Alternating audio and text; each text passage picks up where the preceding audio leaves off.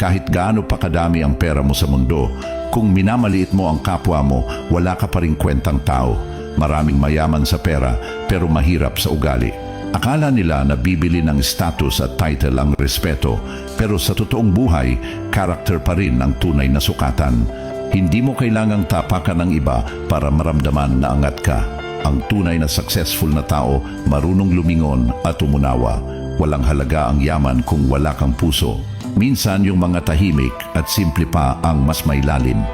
Hindi sila maingay sa achievements, pero dama mo ang respeto sa kilos at salita.